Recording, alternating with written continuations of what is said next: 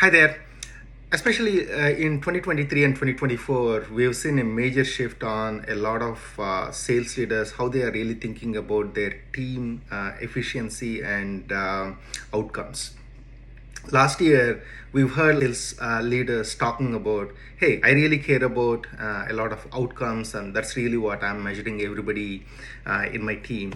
While the outcomes is great, I think that's also sort of sometimes misleading because if you have one or two, that probably is fine. But if you have a lot of sellers on your team, then you don't know who is doing what that is getting them those outcomes.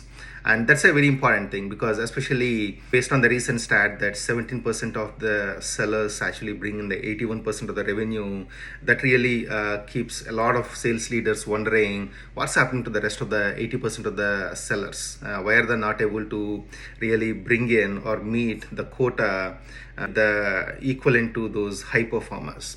So that really brings down to a shift that we are really seeing in the recent months, which is a lot of sales leaders are saying it's important for us to have the outcomes, but at the same time we want to know what inputs are there, and which is basically to really go back to the metaphor of inputs and outputs are super important for us.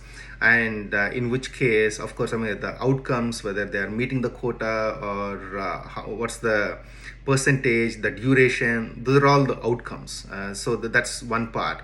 But what are the inputs in the sense of how did they really prospect? How did they really close the deals? And what's the typical pipeline that they were able to build?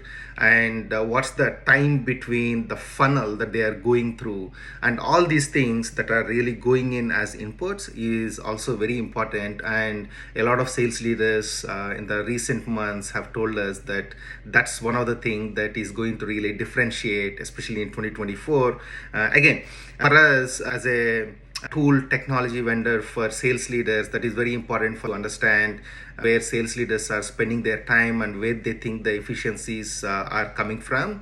I would love to hear more from the other leaders on what you guys are seeing in the industry and how you are thinking about the inputs versus outcomes. Thank you.